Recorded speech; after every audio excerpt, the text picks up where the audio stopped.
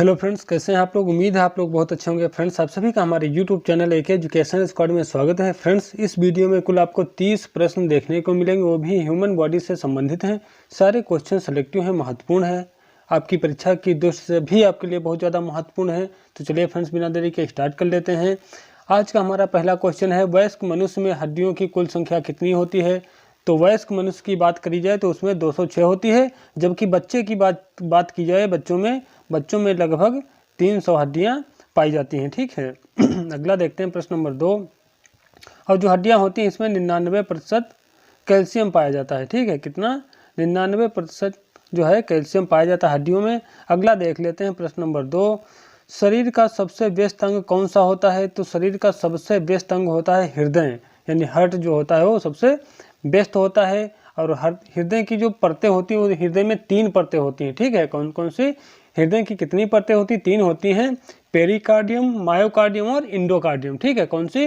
देखो, सबसे ऊपरी जो परत होती है वो होती है पेरिकार्डियम, जो बीच वाली होती है वो मायोकार्डियम, जो सबसे निचली होती है उसे इंडोकार्डियम बोलते हैं। ठीक है, तो पेरिकार्डियम, मायोकार्डियम और इंडोकार्डियम 3 परतें होती हैं हृदय की। अगला देख लेते हैं प्रश्न नंबर 3।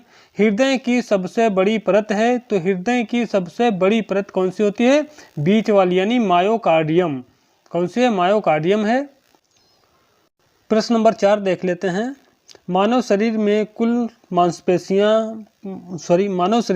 मांसपेशियों की संख्या होती है। तो मानव शरीर में 639 मांसपेशियां होती हैं। और जो मांसपेशियां होती हैं इनके निर्माण में जो प्रोटीन होता है, ठीक है, प्रोटीन जो होता है मांसपेशियों के निर्माण में महत्वपूर्ण भूमिका निभाता है। अगला देखते हैं, फेफड़ों का अध्ययन क्या कहलाता है। तो फेफड़ों का अध्ययन कहलाता है पल्मोनोलॉजी। ठीक है, और जो क्वेश्चन आ जाता है कि मानव शरीर का जो श्वसन का जो मुख्य अंग होता है कौन सा होता है। तो हमारे शरीर का जो मुख्य श्वसन अंग होता है वो फेफड़े होते हैं। ठीक है, हम फेफड़ों से सांस लेते हैं। नाक और मुंह सिर्फ वायु माने हवा जाने का सिर्फ रास्ता होते हैं। ठीक है, मार्ग होते हैं, वायु मार्ग होते हैं। बाकी जब हम सांस लेते हैं तो फेफड़ों के द्वारा सांस लेते हैं। ठीक है, अगला देख लेते हैं, हड्डियों में कौन सा प्रोटीन पाया जाता है। तो हड्डियों में ओसिन प्रोटीन पाया जाता है।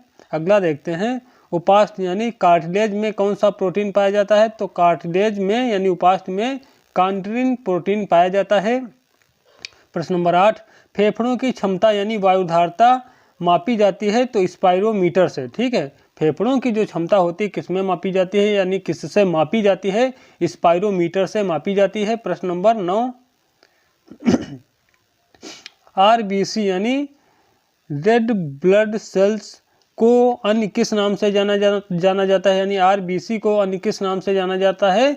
तो एरिथ्रोसाइट, यानी कहने का मतलब यही, जो आरबीसी होती है इसका वैज्ञानिक नाम क्या होता है। तो एरिथ्रोसाइट इसका वैज्ञानिक नाम होता है। यदि बात करी जाए कि इसका जीवन काल कितना होता है, तो 120 दिन इसका जीवन काल होता है। और बात करी जाए कि हमारे रक्त में कितनी संख्या होती है आरबीसी की, तो 50 लाख होती है। ठीक है, कितनी? 50 लाख होती है इसकी संख्या। और जो इसका जीवन काल होता है कितना होता है? 120 दिन होता है। और संख्या कितनी होती है? 50 लाख होती है। इसका जो नाम रासायनिक नाम होता है यानी वैज्ञानिक नाम जो होता है, ठीक है, वैज्ञानिक नाम क्या है? एरिथ्रोसाइट, यानी साइंटिफिक नेम एरिथ्रोसाइट होता है।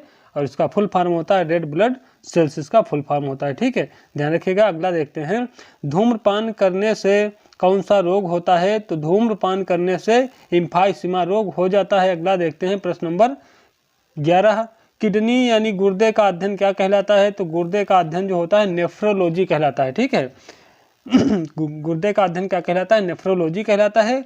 और जो किडनी जो होती है, हमारा जो गुर्दा होता है, ये लगभग 10 लाख नेफ्रॉन से मिलकर बना होता है। और एक सामान्य जो व्यक्ति होता है उसमें 2 किडनी पाई जाती हैं। जो किडनी का मुख्य कार्य होता है, यानी हमारे रक्त में जो विषाक्त पदार्थ होते हैं, जहरीले पदार्थ होते हैं, उनको शरीर से बाहर करना यानी रक्त को फिल्टर करना, छानना। और उसमें से जो अनावश्यक तत्व होते हैं, विषाक्त पदार्थ यानी जहरीले पदार्थ होते हैं, जहरीले तत्व होते हैं, उनको हमारे शरीर से पेशाब के माध्यम से शरीर से बाहर निकाल देना होता है किडनी का मुख्य कार्य। तो किडनी का जो मुख्य कार्य क्या होता है? रक्त को छानना यानी फिल्टर करना। ठीक है, अगला देखते हैं। अब जो किडनी होती है, किडनी का वजन कितना होता है? तो 140 ग्राम होता है किडनी का वजन। अगला देख लेते हैं प्रश्न नंबर 12, WBC को अन्य किस नाम से जाना जाता है? तो WBC को ल्यूकोसाइट के नाम से जाना जाता है। जो WBC होता है इसका फुल फॉर्म होता है व्हाइट ब्लड सेल्स यानी श्वेत रक्त कणिकाएं की, ठीक है। क्या WBC कुछ इस तरीके से होता है WBC, ठीक है, यानी व्हाइट ब्लड सेल्स यानी श्वेत रक्त कणिकाएं। इनकी जीवन काल की बात करी जाए तो जीवन काल इनका होता है 2 से 5 दिन, ठीक है। कितना? 2 से 5 दिन होता है WBC का जीवन काल। हमारे शरीर में इनकी संख्या कितनी होती है? तो लगभग 10,000 होती है, ठीक है। कितनी? लगभग 10,000 हमारे शरीर के अंदर इनकी संख्या होती है। इसका जो वैज्ञानिक नाम जो होता है वो क्या होता है? ल्यूकोसाइड होता है। जब हमारे शरीर के अंदर क्या होता है? WBC, ठीक है, WBC की संख्या असामान्य तरीके से बढ़ जाती है, जरूरत से ज़्यादा हो जाती है, तो ब्लड कैंसर का खतरा हो जाता है, ठीक है। ब्लड कैंसर का खतरा हो जाता है। अगला देख लेते हैं प्रश्न नंबर 13।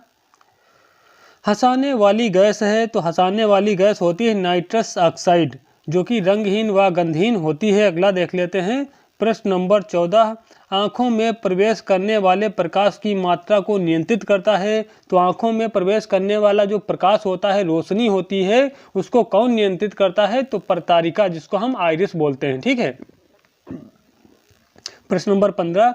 सबसे लंबी मांसपेशी कौन सी होती है? तो सबसे लंबी मांसपेशी होती है सार्टोरियस, और ये कहाँ पाई जाती है? जांघ में पाई जाती है, ठीक है। कहाँ? जांघ में पाई जाती है। अगला है प्रश्न नंबर 16। एलिसा जांच किस रोग से संबंधित होता है? तो एलिसा जांच जो होती है वो एड्स से संबंधित है, और एड्स दिवस प्रत्येक वर्ष 1 दिसंबर को मनाया जाता है, ठीक है। कब? 1 दिसंबर को प्रत्येक वर्ष मनाया जाता है एड्स दिवस। और एलिसा जांच संबंधित होती है किससे? एड्स से संबंधित होती है एलिसा जांच, ठीक है। अगला देख लेते हैं प्रश्न नंबर 17। प्रश्न नंबर 17 है मानव नेत्र के किस हिस्से में रक्त नहीं पाया जाता है? यानी कहने का मतलब यही है कि मानव में जो आँख होती है, आँख के किस हिस्से में ब्लड नहीं पाया जाता है? तो ये होती है कार्निया, जिसे हम नेत्र पटल भी बोलते हैं। अगला है प्रश्न नंबर 18। मानव त्वचा के अध्ययन को कहा जाता है, तो मानव की जो त्वचा होती है, स्किन होती है, इसे डर्मेटोलॉजी कहते हैं, ठीक है। क्या कहते हैं? डर्मेटोलॉजी कहते हैं। और मानव त्वचा में मानव त्वचा में कितनी परतें पाई जाती हैं? तो 3 परतें पाई जाती हैं मानव त्वचा में। पहली जो होती है यानी ऊपर वाली एपिडर्मिस, ठीक है। ऊपर वाली कौन सी होती है? एपिडर्मिस। फिर जो बीच में होती है वो डर्मिस होती है, फिर जो नीचे होती है हाइपोडर्मिस होती है, ठीक है। तो एपिडर्मिस, डर्मिस, हाइपोडर्मिस, ये 3 होती हैं परतें। जो ऊपर वाली होती है वो एपिडर्मिस, फिर मध्य वाली जो बीच वाली होती है डर्मिस होती है, जो निचली होती है हाइपोडर्मिस होती है। तो त्वचा की कुल 3 परतें होती हैं। कितनी? 3 परतें होती हैं, एपिडर्मिस, डर्मिस और हाइपोडर्मिस। और जो त्वचा होता है मानव शरीर का सबसे बड़ा अंग होता है बाह्य, ठीक है। क्वेश्चन आ जाता है कि मानव शरीर का सबसे बड़ा बाहरी अंग कौन सा होता है? तो त्वचा ही होती है, ठीक है। अगला देख लेते हैं प्रश्न नंबर 19। हड्डियों का अध्ययन कहलाता है हड्डियों का अध्ययन क्या कहलाता है? ऑस्टियोलॉजी कहलाता है, ठीक है। हड्डियों का अध्ययन ऑस्टियोलॉजी कहलाता है। तो हृदय का अध्ययन ऑस्टियोलॉजी हो गया। और बात करी जाए कि मनुष्य के शरीर में कितनी हड्डियां पाई जाती हैं, तो 206 पाई जाती हैं। बच्चों में लगभग 300 पाई जाती हैं। कितनी? 300 पाई जाती हैं। हड्डियों में 99% कैल्शियम पाया जाता है। पानी की बात करी जाए, पानी कितना पाया जाता है? तो हड्डियों में लगभग 22% पानी पाया जाता है, ठीक है। अगला देख लेते हैं प्रश्न नंबर 20। दूरदृष्टि दोष की बीमारी को कहा जाता है, तो दूरदृष्टि दोष की बीमारी को हाइपरमेट्रोपिया कहा जाता है, ठीक है। क्या कहते हैं? हाइपरमेट्रोपिया कहते हैं। प्रश्न नंबर 21। निकट दृष्टि दोष की बीमारी को कहा जाता है, तो इसको मायोपिया कहते हैं, ठीक है। अगला देखते हैं घेंघा रोग किसकी कमी से होता है? तो घेंघा रोग जो होता है आयोडीन की कमी से होता है। घेंघा रोग जो होता है इसमें गला सूज जाता है, क्योंकि गले में जो थायराइड ग्रंथि होती है, थायराइड जो वो ग्रंथि या फिर ग्लैंड कह लीजिए, तो थायराइड जो ग्लैंड होती है वो कहाँ होती है, गले में पाई जाती है, हमारे गले में पाई जाती है। वहीं पर क्या होता है, जब हमारे शरीर में आयोडीन की कमी हो जाती है तो उस कंडीशन में थायराइड जो ग्लैंड होती है, ठीक है, थायराइड ग्लैंड में सूजन आ जाती है जो कि फूल जाती है। जब फूलती है तो गला भी सूज जाता है। इस कंडीशन से मतलब घेंघा रोग, इस कंडीशन को क्या बोलते हैं, घेंघा रोग बोलते हैं। और इस बीमारी के समय, यानी कहने का मतलब है जब घेंघा रोग हो या आयोडीन की कमी हो तो हमें आयोडीन युक्त भोजन करना चाहिए, जिससे इसमें दिक्कत कम हो जाएगी। अगला देखते हैं, मानव शरीर की, प्रश्न नंबर 23 देख लेते हैं। मानव शरीर का सबसे कठोरतम तत्व होता है, तो मानव शरीर का सबसे कठोरतम तत्व होता है दांतों का इनेमल, ठीक है, क्या होता है, दांतों का इनेमल होता है। मानव, अब क्वेश्चन आ जाता है कि दूध के दांत कितने होते हैं, तो दूध के दांत कितने होते हैं, 20 होते हैं, ठीक है, जिनको हम अस्थायी दांत भी बोलते हैं। मानव में दूध के दांत कितने होते हैं, 20 होते हैं, जिनको हम अस्थायी दांत बोलते हैं। स्थायी दांतों की संख्या की बात की जाए तो ये होती है 32, ठीक है, कितनी, 32 होती। दूध के दांत 20 होते हैं, स्थायी दूध के दांत कहिए या अस्थायी दांत कहिए, कितने होते हैं, 20 होते हैं। स्थायी दांतों की बात करी जाए तो 32 होते हैं। तो 20 और 32 यानी मनुष्य के जीवन काल में कुल 52 दांत निकलते हैं, ठीक है, मनुष्य के जीवन काल में कुल 52 दांत निकलते हैं। अगला देख लेते हैं, प्रश्न नंबर 24, जरा दृष्टि दोष को दूर करने के लिए किस लेंस का प्रयोग किया जाता है, तो द्विफोकसी लेंस का प्रयोग किया जाता है। जरा दृष्टि दोष के मतलब जो, यानी जरा दृष्टि दोष से जो संबंध मतलब ग्रसित व्यक्ति होता है उसमें द्विफोकसी लेंस का इस्तेमाल किया जाता है। यानी जरा दृष्टि दोष में होता है ना तो व्यक्ति को नज़दीक की वस्तुएं दिखाती हैं ना ही दूर की वस्तुएं दिखाती हैं, तो ऐसी कंडीशन को क्या बोलते हैं, जरा दृष्टि दोष बोलते हैं। ये जो बुजुर्ग होते हैं उनमें दिक्कत होती है, क्योंकि उनको ना नज़दीक की वस्तुएं स्पष्ट दिखाई देती हैं ना ही दूर की वस्तुएं स्पष्ट दिखाई देती हैं, तो ऐसी कंडीशन को जरा दृष्टि दोष बोला जाता है। और जरा दृष्टि दोष को मतलब दिक्कत से निपटारा पाने के लिए या उसे मतलब उसके इलाज में किस लेंस का, यानी किस लेंस के चश्मे का प्रयोग किया जाता है, तो द्विफोकसी लेंस का चश्मा इस्तेमाल किया जाता है। इससे समस्या का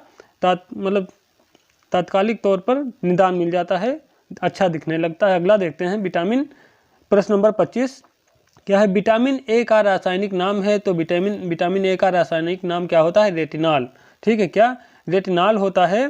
रेटिनॉल ये किसका है वैज्ञानिक नाम, ये होता है विटामिन ए का, और रासायनिक नाम क्या है, रेटिनॉल है। रिपीट करता हूँ एक बार, विटामिन ए का रासायनिक नाम है तो रेटिनॉल है, विटामिन ए का रासायनिक नाम रेटिनॉल है। और विटामिन ए की कमी से कौन सा रोग हो जाता है, तो रतौंधी रोग हो जाता है। और बात करी जाए किसमें प्रचुर मात्रा में पाया जाता है, तो पपीता है, गाजर है, इन सभी चीज़ों में प्रचुर मात्रा में विटामिन ए पाया जाता है।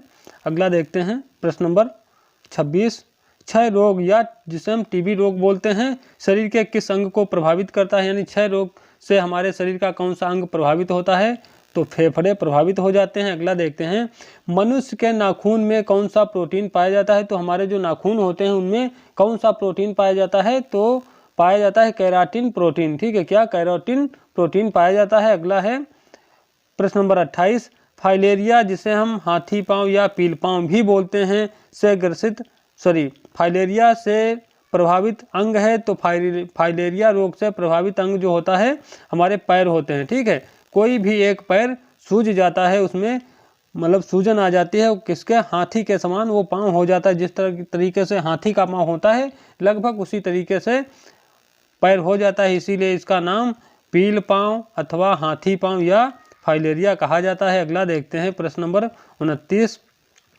मानव शरीर की सबसे बड़ी ग्रंथि कौन सी होती है, तो होती है यकृत यानी लीवर लीवर होती है। और लीवर का जो वजन होता है कितना होता है, 1.5 kg होता है, ठीक है, कितना, 1.5 kg इसका वजन होता है। इसे लीवर, जिगर, कलेजा और क्या बोलते हैं, हिपेट बोलते हैं, ठीक है वजन कितना होता है, 1.5 kg होता है। और यूरिया का निर्माण हमारे शरीर में कहाँ होता है, तो यकृत यानी लीवर में ही होता है। ठीक है, तो क्वेश्चन हमारा क्या था, मानव शरीर की सबसे बड़ी ग्रंथि कौन सी है, तो यकृत होती है। ठीक है, यूरिया का निर्माण कहाँ होगा, यकृत में होगा। ठीक है, और वजन कितना होता है यकृत का, 1.5 kg होता है। चलिए अगला देख लेते हैं, प्रश्न नंबर 30। मानव शरीर का सबसे बड़ा अंग कौन सा होता है, तो हमारी त्वचा होती है। त्वचा की 3 परतें होती हैं, एपिडर्मिस, डर्मिस, हाइपोडर्मिस। ठीक है, अगला देख लेते हैं, बर्ड फ्लू जिसे हम एवियन इन्फ्लुएंजा भी बोलते हैं, तो बर्ड फ्लू के वायरस का क्या नाम होता है, तो H5N1 होता है, जो कि पक्षियों को संक्रमित करता है। अगला देखते हैं, प्रश्न नंबर 32। हाइड्रोफोबिया किससे होता है, तो हाइड्रोफोबिया जो होता है विषाणु से होता है। और हाइड्रोफोबिया जो होता है ये विषाणु से होता है, और इसमें हाइड्रोफोबिया से ग्रसित व्यक्ति में क्या होता है, उसे पानी से डर लगता है। और कुत्ता है, सियार है, यानी मांसाहारी जो जानवर होते हैं उनके काटने से हाइड्रोफोबिया हो जाता है, खासकर कुत्ता बिल्ली वगैरह जो हैं इनसे। ठीक है, तो हाइड्रोफोबिया किससे होता है, विषाणु से होता है। और इसमें मतलब हाइड्रोफोबिया में दिक्कत क्या होती है, इसमें पानी से डर लगता है। तो फ्रेंड्स ये कुछ 30-32 प्रश्न थे। उम्मीद है सारे प्रश्न पसंद आए होंगे। यदि क्वेश्चन अच्छे लगे हैं और चैनल पर अभी भी हमारे नए हैं, चैनल को सब्सक्राइब नहीं किया है तो चैनल को सब्सक्राइब कर लीजिए, लाइक करिए, संभव हो तो शेयर भी कर दीजिए। मिलते हैं कल फिर एक नए वीडियो में नए टॉपिक के साथ में, तब तक के लिए जय हिंद, जय भारत।